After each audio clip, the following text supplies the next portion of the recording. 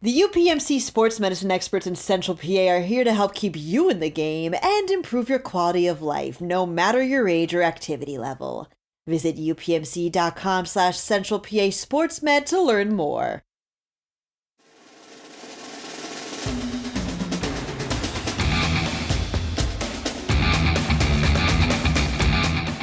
Welcome, everyone, to another edition, literally the 2 minutes after we just wrapped up the last edition. You're not supposed to tell them that. That's supposed to be the production secret. And can I finish my opening monologue, Dan? Can I get it out there? It's really even a monologue. It's just kind of like a opener. You're peeling back the curtain and showing them who the Wizard of Oz really is. Megan, don't cut this out. Here, let me try this again, guys. Don't cut it out though. Don't cut it. You can leave it in. It's organic. We're talking to Megan, and she's not even here. Anyway, welcome everyone to another edition. Dan, now 3 minutes after we wrapped up the last edition of the Pennsylvania High School Football Report, we're in a time machine. We're springing forward.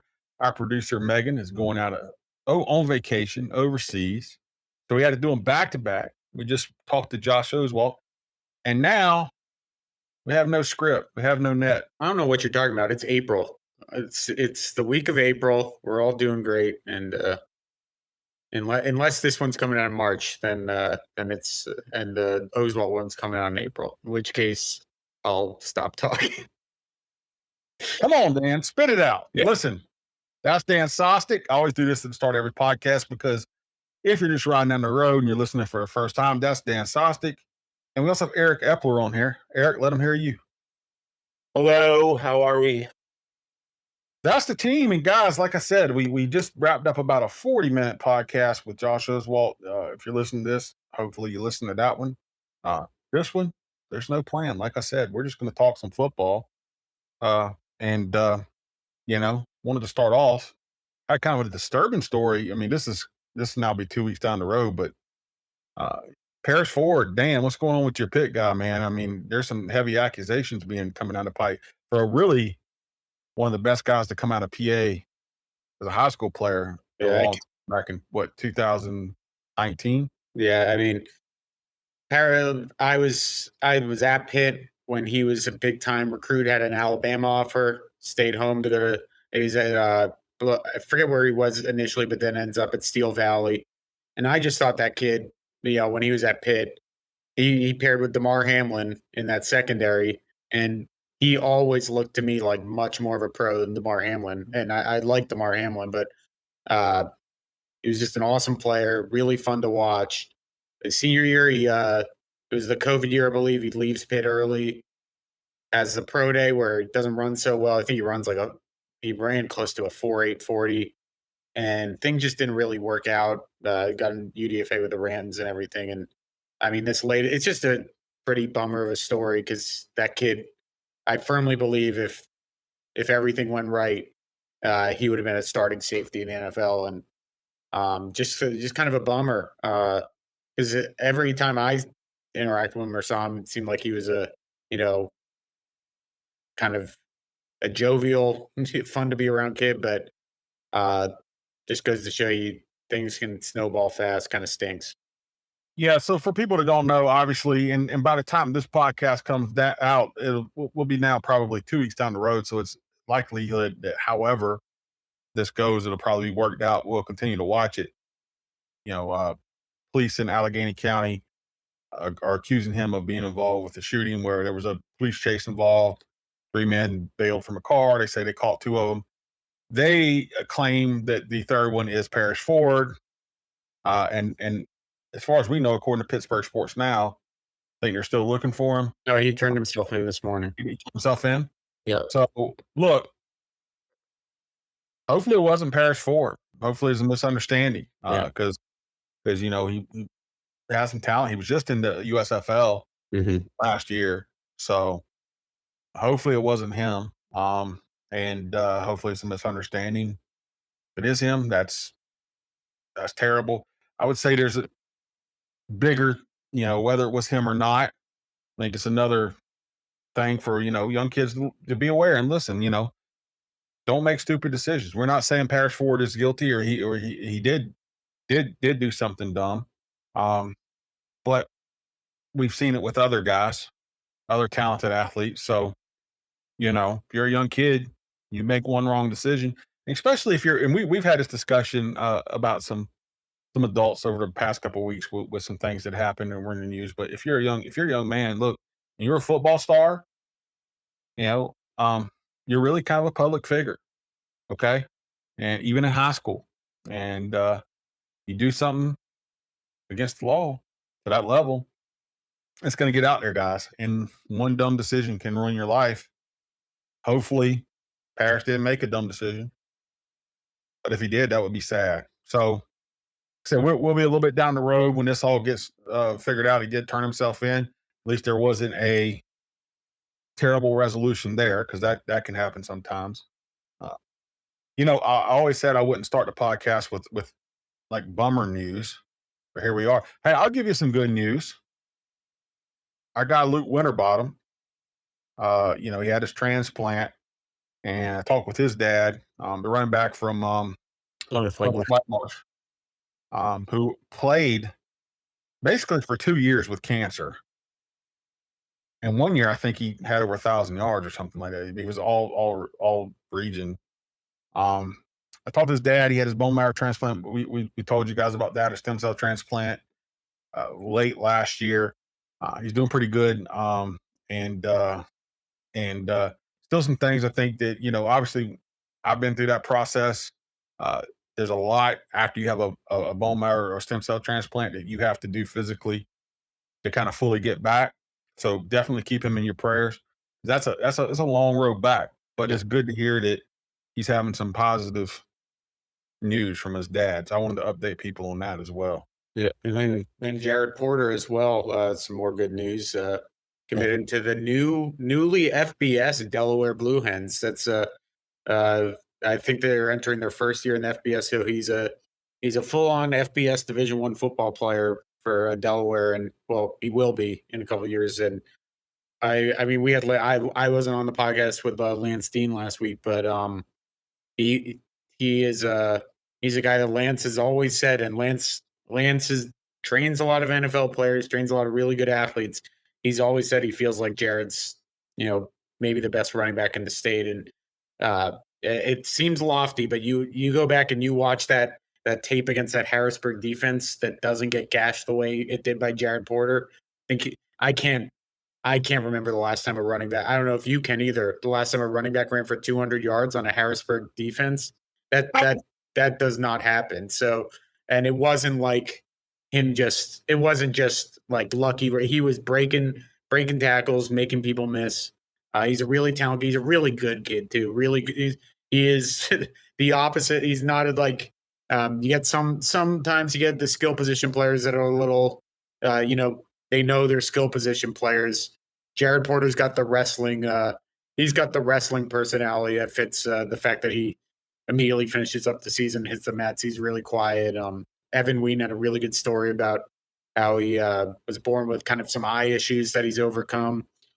Just a really, really good football player. Also a pretty good defensive back as well. So cool to see him make that commitment. He had some pretty big time offers. I think he even had an offer from UConn or anything, but Delaware feels like a good fit for him. That feels like a place that he can definitely make some hay instantly. I watched that Harrisburg game, and I think if you were drafting running backs to the mid-pen on baseline talent, you'd probably take Messiah Mickens, and Bryce Sterrett's had a really good year from Cumberland Valley, and Angel Hernandez had a really good year out of Hershey. I thought he was the most talented running back in the mid-pen last year. Yeah, I mean, the versatility he had was and the thing that I thought was so impressive was the year before. I mean, CD's 2 years ago, it was a pretty big rebuilding year. Their line was fairly non-existent. I think he must have. I don't have the stats for him, but every game I covered, it felt like he was battling for his life, trying to break through the line, and averaged probably around 3 yards per a pop at most.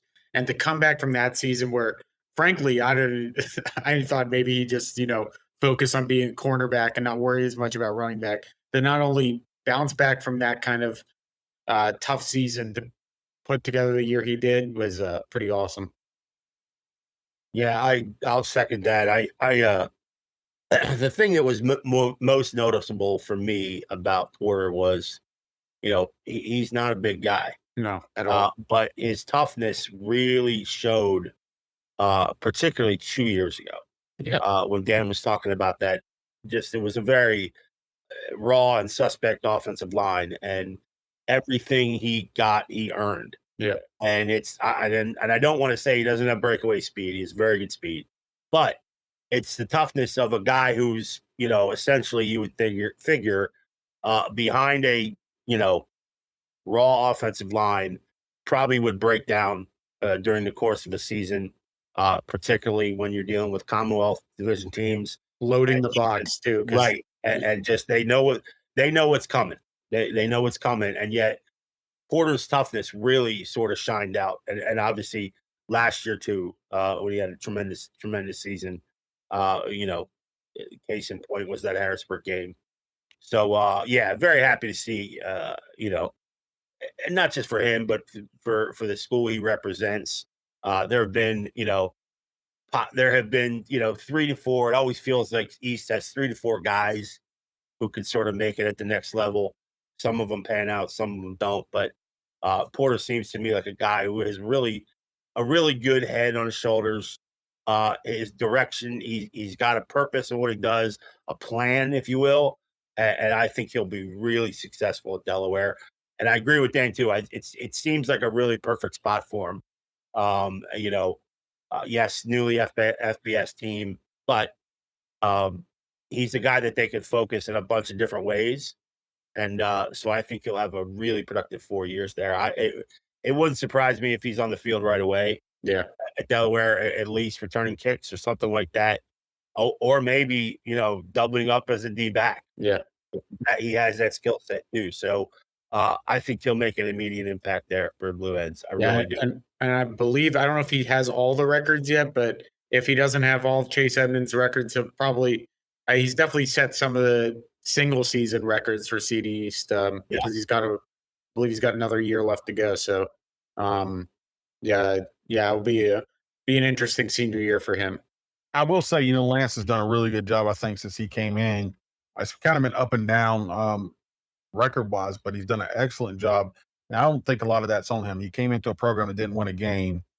They had a pretty solid first year and a really good second year. But I think he had some guys there that were juniors or whatever when he came in that graduated, had a pretty large graduating class. But he's done a good job of finding guys and then getting them into school, getting them off to college. I always go back to Vincent Carroll Jackson, who's just an amazing story. Played 1 year, and he's in Nebraska. 6'5", 280-pound kid. So it's a really good story. I think he's done some good things there. It's going to be tough for them, though, like every one of these teams playing in the Mid-Penn Commonwealth. But they will have, I think, it's going to be an interesting year for running backs in the Mid-Penn. I think he could be, again, I mean, when you look at Harrisburg, we just did a podcast a couple weeks ago, guys, where they got Messiah Mickens to transfer from Trinity to Penn State commit. You got Deontay Sheffy to transfer from State College, who is, got a couple big D1 offers. And, oh, by the way, you have Nehemiah Ewell coming back who had over 1,200 yards. They have 3 of the top returning running backs in the Mid-Penn. And do all 3, my question is, do all 3 of those then kind of knock each other out of being, all-stars, because they might all bite into each other's production, and then it's going to be interesting to see how all that shakes out. Like, are they going to have 3 1,000-yard rushers, 4 with Sean Lee Jr.? I don't think so, but I also am not willing to say they won't either, because it's hard to say any one of those kids couldn't rush for 1,000 yards. Like, it's pretty fascinating. I think it puts Jared Porter back as the favorite to be your Mid-Penn rushing champion next year for sure. Yeah. So, I mean, I don't know exactly everything CD East has coming back on the line, but he's a guy, people around the state. When we first started this podcast, one of the things Nebby and I said is we wanted to always kind of give you guys to look for. Jared Porter's a fun football player to watch and will probably be one of the most productive backs in the state, next year. He was a guy who I would certainly want to draft if we had a fantasy team. Yes. There's a couple of those guys in the mid pen, though, right? I mean, look, I'll tell you another duo. I'd be interested to see what Bishop McDevitt's, Maurice Barnes, and Nazir Jones Davis do next year.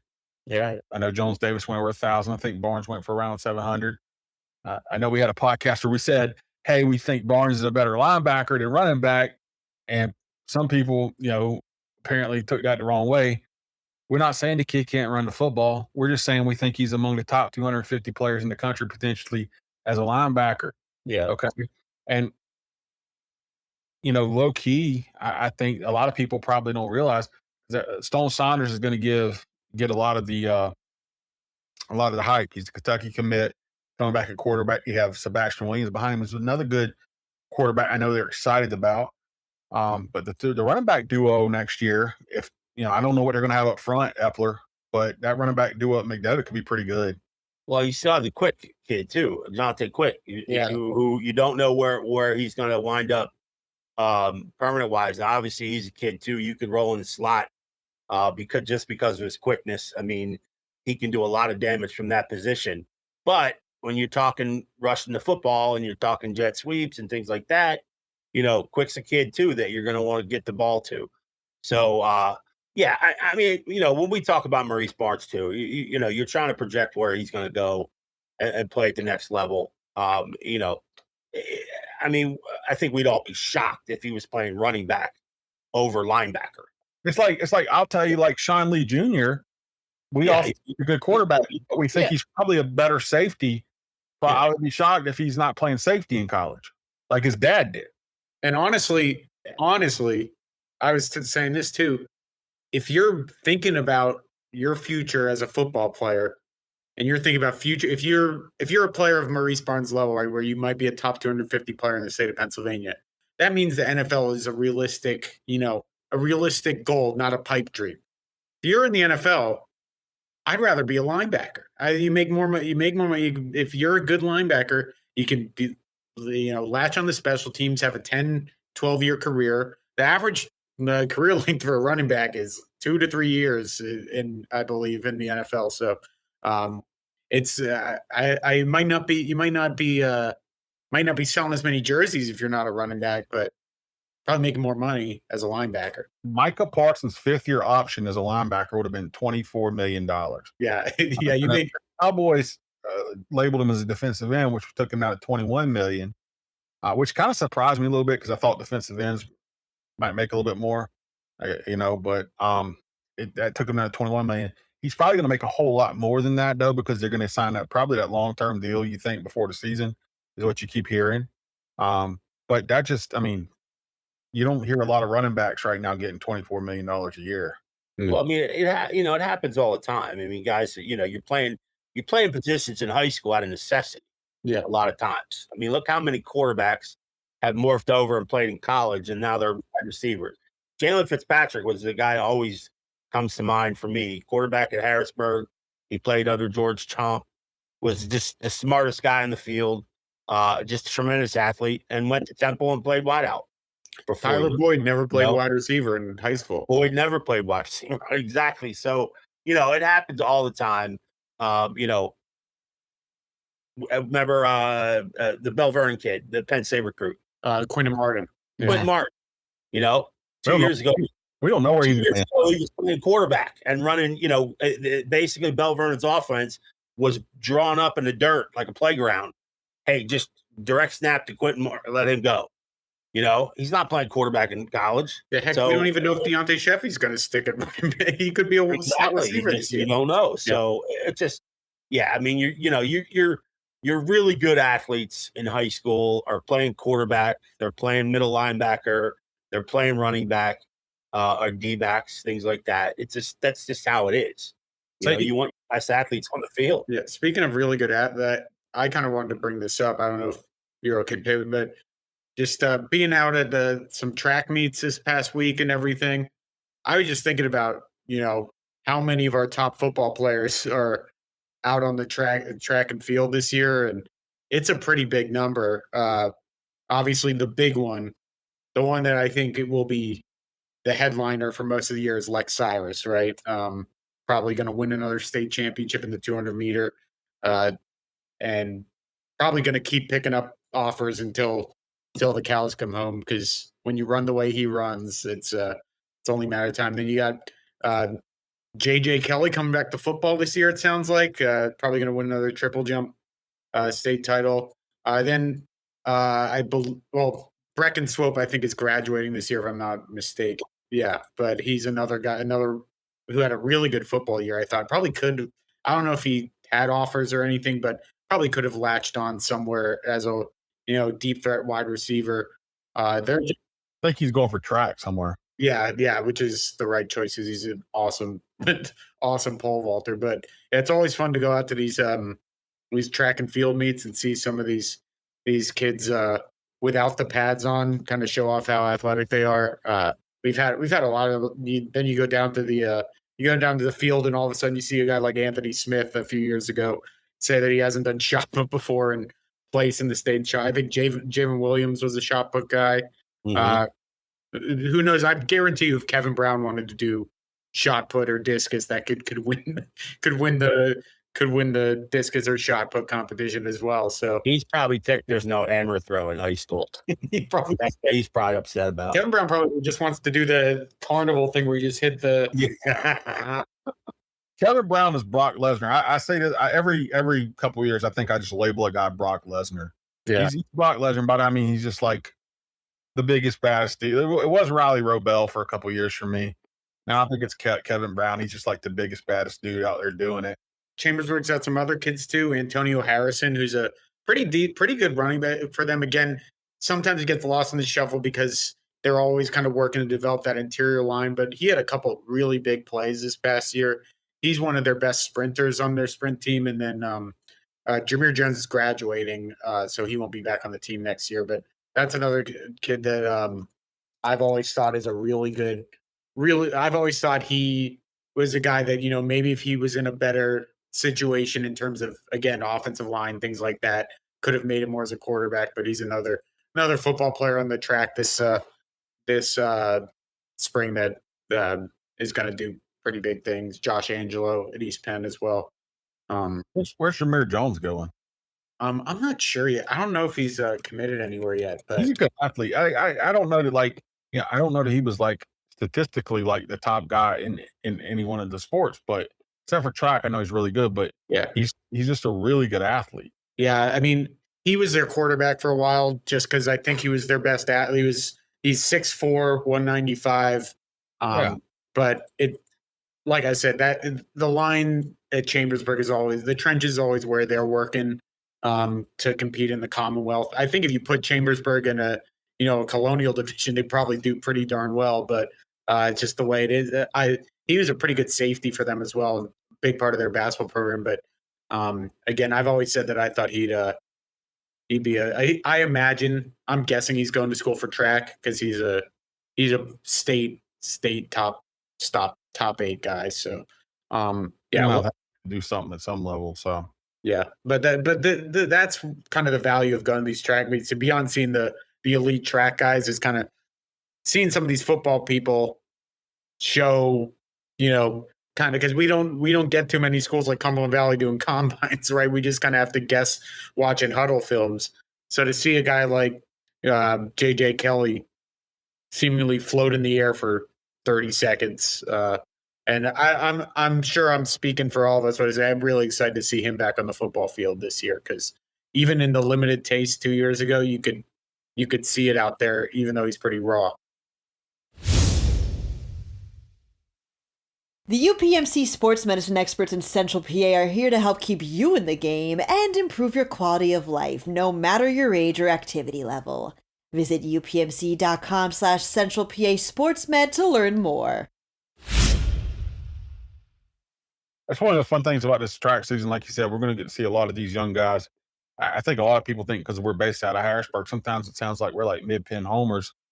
We do cover them as our primary sort of hyper-local, what we call it, conference that covers, but we look at the whole state for big stories. But it really is an exciting class of like 25 and 26 kids. Hard to say you're being homers when it's literally the state champion and the 200 meter and the state triple jump champion. So I'm saying too, just with the football yeah, again, this Kevin Brown kid, guys, got to go watch his film. We talked about Tyler Merrill with Josh Oswalt, two big offensive linemen who's in the top 100 in the country. And again, really think Elias Koch should be there too in the top 250. We've talked about that. we didn't even mention Zach Brown talking about CD East. Zach Brown is a kid that, again. So Lance Dean, like we said, he's trained all these top guys. He's been working with Bill Carter now down at Penn State.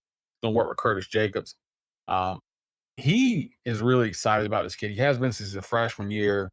And really the freshman year with CD East, he kind of flew under the radar a little bit. Like he wasn't in a ton of headlines or anything like that. But then that film came out and the offer started to come in. And you look at the film and wow, he's explosive. He moves pretty well. Dan, I know you saw him. You really liked him. He's that point. He's like that. I kind of call them, just in my head, I kind of call them nightcrawler linebackers. Like they just kind of appear in the backfield out of nowhere. Like you're just watching, and all of a sudden, Zach Brown's not the biggest linebacker, but he's kind of one of those new age linebackers that's just really quick twitch and gets to the backfield quickly. That's a monster. He had a big game against Harrisburg too. He's got some pretty good offers. I imagine that offer sheet's gonna continue to blow up as his career progresses. But we just have, we've talked about it before in the podcast, but I can't imagine there maybe have been years where it has matched kind of how much top flight talent there is at the mid pen, but I don't know if there's been a year with more top flight mid pen talent. Definitely not since I've been in Central Pennsylvania which has been going on 8 years now. It's exciting. Epler, I wish they did spring football here like they did in Florida. You guys know how they do spring football in Florida? Yeah, I see. That's just the thing. Like, I mean, obviously, I think there's a lot more. There's a lot less athletes sharing for the sports down in Florida too. It's No, I'll tell you what it is. what? No, I'm talking about up here. Yeah. I think it's the fact that if you can't, you've got an abundance. Pennsylvania has an abundance of, let's just, for lack of a better word, smaller schools. So you're 3A down to 1A, you have more than you do 6A down to 4A. So a lot of those schools, you share athletes across all sports, all seasons. So I don't think it fits well with Pennsylvania. There are things you're allowed to do in spring, but so many of the, I mean, just look at Camp Hill. Like so many of the football guys are playing baseball right now. So you can't do spring football with that. Yeah, they do it in Florida too, but it just everything just bows down to football. Well, yeah, and it does in Pennsylvania too. But what are you really gaining other than your newcomers? I think coming in, and you don't have your freshmen yet. Guys, it's so great. Listen, they have spring practice, and there are kids who play football and stuff, and either they miss some practices or they come when they can, but they have the spring practices, and then at the end of it all, they go play what they call a bowl game, and they'll go play another rival school 4 quarters, and it's just so much fun. It's great. I miss rolling out there, Epler, in April to cover a spring game. No, I mean, I'm not saying there's not value to it. I think there is value to it, especially for guys like in that, you're in your sophomore class. Guys who have a year under their belts and maybe didn't play much as freshmen, and all of a sudden they're, the end of their freshman year, you get that continued sort of momentum push in your sophomore year and junior year where you're going to make an impact. I mean, I think that's really valuable, but I just think that in the grand scheme where a lot of these athletes are playing multiple sports, Camp Hill guys play 3 different sports minimum. It seems like they're all playing hoops, they're all playing football, they're all playing baseball, or they're running track, or doing lacrosse. So it's just, I think it would be a difficult sell. Whereas some of the bigger schools may get the advantage more so than the small school. So I don't see it happening. South Carolina does it too. Spring practice is a big thing, but they do not have the bowl game. When I moved from South Carolina to Florida, that was an eye opener for me.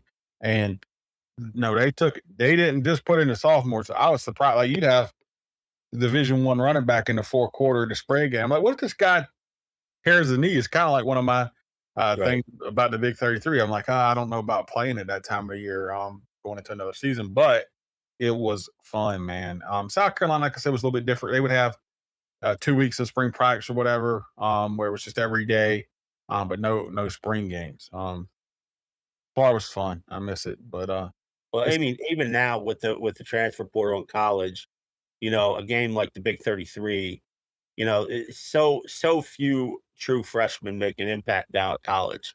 I mean, even a guy like Jamel Fleming, who was, everybody's number one across the country, didn't make that. I mean, you go into Ohio State, you're a tremendous athlete and a can't miss sort of generational player like Fleming was, but you're walking into Ohio State, so there's 7 or 8 guys there already that are just like you, you know.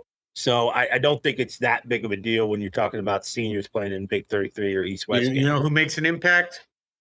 Those Pitt freshmen, Kenny Johnson and Brian Lovelace. Well, there are guys. Don't get me wrong, but you know what I'm saying. You might not play at Ohio State. You might play at Pitt, given some of the roster limitations. But I mean, there's just there's so many tremendous athletes out there, and I always say it's like when you're a stud running back and you choose Georgia. Yeah. Well, you're one of 6 in the room, buddy. You know what I mean? And you go down and play running back there, or linebacker, Penn State, or whatever. Ohio State had 4 or 5 first-round picks for wide receiver after he went there, I think. They have probably at least one this year, I think, right? So yeah, I think they will have a first rounder this year. Yeah. It might not go first though. They're saying the LSU. I know, but I'm not buying that. This kid he's unbelievable. Yeah, Marvin Harris. And to basically say he's not a home run threat is ridiculous.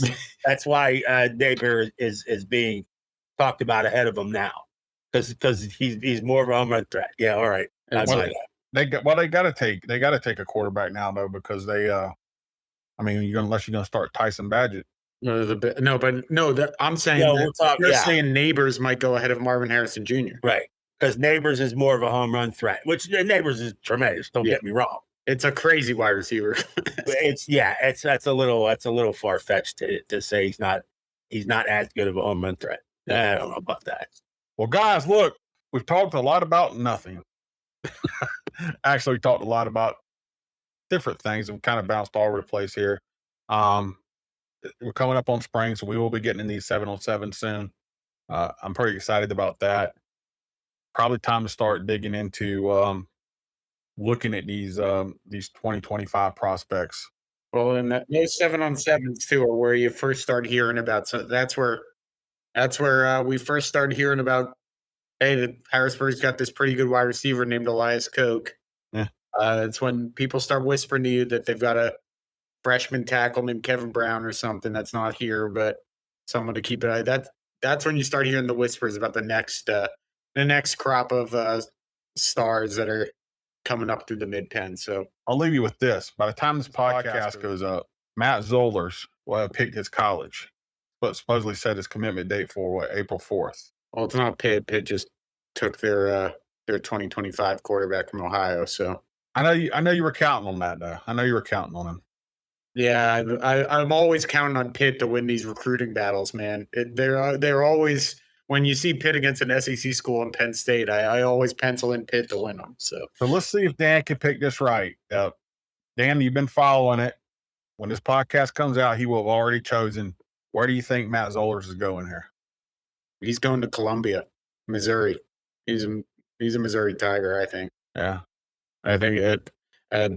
What I read was that Missouri's raised $12 million in NIL money, and I don't know if that's the reason, but he'll look good in that black and gold Missouri uniform, and that they've got a heck of a offensive coach there, Eli Drinkowitz, so it would be a pretty good spot for him.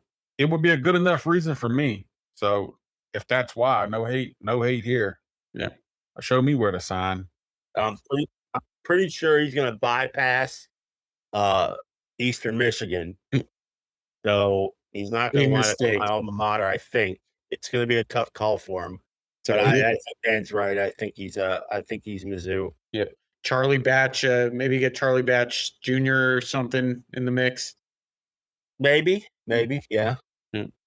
Really good player to Matt Zollers. Like we said, he's got the frame to fill out a little bit more, but he can run, he can throw, and really rose up the boards after Tyree Smith referred to him as the god of thunder or lightning, whichever one, maybe both, after they crushed Cumberland Valley in a game that ended with 9 minutes left and they had 63 points. He really rose up the recruiting boards, and a lot of people have him ranked ahead of Stone Saunders now in the state. I haven't put their film side by side. I like them both, but I did really like Zollers too. And it's all right. Pitt's got my apparently Cruz Brookins is turning heads from Steel Valley at spring camp. So I've always liked him. So where they got him at safety? yeah, they got him at safety, and they said Braylon Lovelace is going to be the Mike linebacker. So they like those Whippeal kids, those under the radar Whippeal kids they got from 20. Bruce has always been like a really versatile, and he's long and lanky. He's always 6'2", 6'3". Yeah. Got long levers. He's a good football player, man. And if he'd have played somewhere bigger, he'd have been a bigger name. Yeah. But that's good. I'm glad you told me that. Listen, guys, I think we got a podcast. We've talked for 36 minutes without a script. Tell them where to find you at, Dan, on social media. Dan_Sostek. Yep, tell them where to find you. At Free Jacker on X. And I'm at Sports by B Linder on X or Twitter, whatever you want to call it. Check us out on PennLive.com. Spring is in the air. Like Dan said, we got a bunch of these football players who run at track. So there's a lot of good stuff there. A lot of them, we got some of them playing baseball too. Yeah. So, and then you can also find out you need to go read about Harrisburg beating Milton Hershey 30-27 in softball last night. Yeah. When they were down 15-10 in the fourth inning. That was pretty amazing. I don't know what I would do if I ever covered a game like that. I might just get up and I can't write about this. Milani Frost, 3 homers, 2 in the 5th inning, a grand slam, 9 RBIs. And she will be on our Player of the Week poll this week. Harrisburg's coach. I said, this is a football score. She was laughing. That she never coached in a game where there was more than 50 runs scored. It's a shame too because I bet the under. So, all right, guys. Until next week, check us out on Penn Live.